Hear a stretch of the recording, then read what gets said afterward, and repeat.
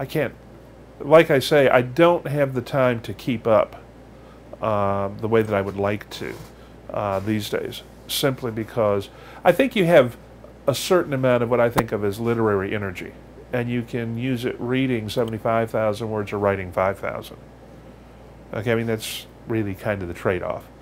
And my writing commitments mean that I'm having to spend it on the writing rather than on the reading side of the equation right now. All right. Well, did any of the fiction or history, anything else you wrote, influence your choice of careers? Wrote or read? uh, well, okay, initially I was going to be a college history teacher and write on the side. And about the time that I was finishing up work on my master's degree, somebody handed me a demographic survey of the field, and I found that over half the tenured history professorships out there were held by people who were 40 or younger, and that the field was shrinking at that point. This would have been in the mid-70s. And it occurred to me that probably it was going to be a little more difficult for me to get tenure than I thought it would.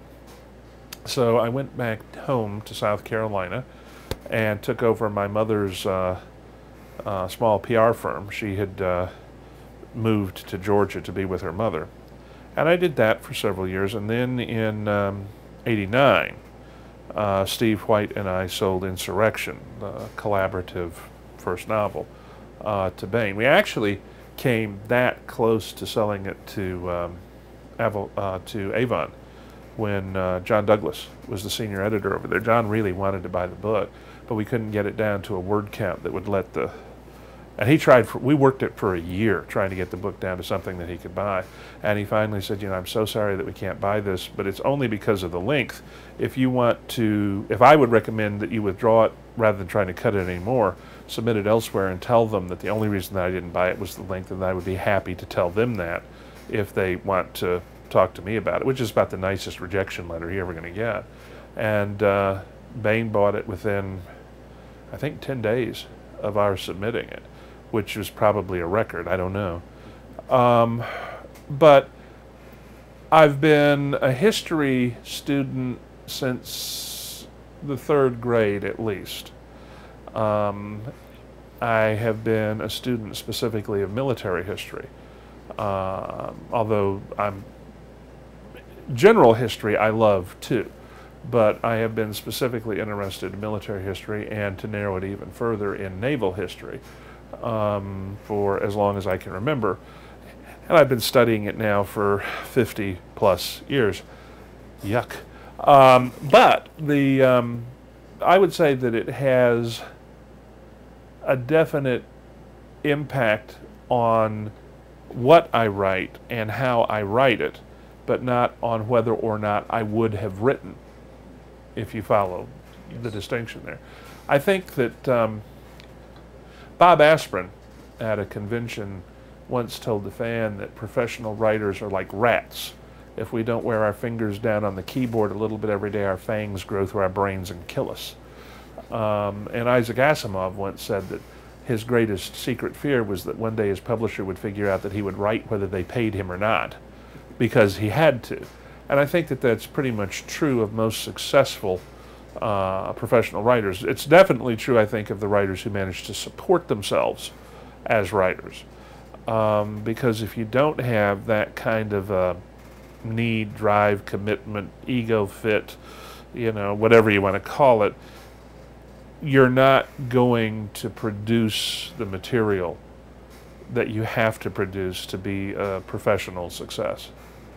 So I think that, like I say, the history and the military history has definitely impacted the stories I've chosen to tell and the ways I've chosen to tell them.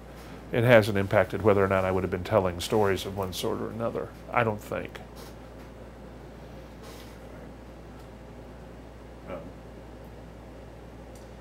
How did you get started writing military science fiction? Oh, Lord. Okay, I supported myself one way or another as a writer since I was 17. I've done paste-up art. I am one of the world's last trained linotype operators, which is one reason why I used to beat keyboards to death before I started having to use voice-activated software, because the throw on the keyboard is like, you know. I've written ad copy, I've written training manuals, I've written radio, I've written TV spots, I've done newspaper stories. When I was really desperate for cash, I've even stooped to doing political ads. I've done HUD studies, the whole 9 yards. So the writing part of it came very, very easy to me. Now, the first novel was sort of a fluke, in that what happened was Steve and I started exchanging short stories, which turned into a novel. I'd already written one novel at that point, which had been rejected several times, and which is actually going to eventually see publication as the first volume of my fantasy magnum opus, because it has Bazel Bonnickson and his guys running around in it, Winston of Room and the whole 9 yards. And I really feel right this minute that the editors who rejected it made a mistake. But, you know, obviously I would feel that way. I wrote it. I think that the main reason that I wound up writing military science fiction is for the same reason that I advise other aspiring authors, writers, to write what they like to read. And there are several reasons for that. One is that no one out there is so unique that if he likes to read something, there isn't a market for it. There are other people out there who enjoy reading the same thing. But another huge factor is that you are going to write what you enjoy better than you are going to write something you don't like just because you think it will sell. You are going to be better informed and have a better feel, probably, for the material. And the stories that you tell will flow more naturally from you. It's always a mistake, I think, to try and write something just because that's what the market is looking for right now. I think that to succeed in any long-term way, especially in science fiction, where science fiction readership is not huge compared to other genres, but it's incredibly loyal. Unless you really, really, really screw up, science fiction readers will stay with you. So the trick is, if you're going to succeed at this, the trick is to offer them something that is uniquely your voice, something that they recognize as you, and that makes it clear that you're not trying to be anyone else. Don't try and write a crime novel the way that Dashiell Hammett would write it. Write it the way that David Weber would write it, if that's what you're going to write. By the same token, don't write science fiction the way that Heinlein would write it. Write it the way that David Weber would write it, having been influenced by Heinlein.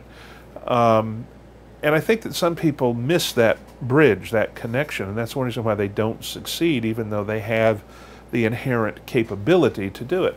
They never develop the self-confidence or whatever to be themselves in the book. All right. If it's a genre that you enjoy reading, it's much easier for you to be yourself in the book because you're wearing comfortable clothes while you do it. So that's the reason that I think probably I would have been drawn to military science fiction more powerfully than to other areas within the field.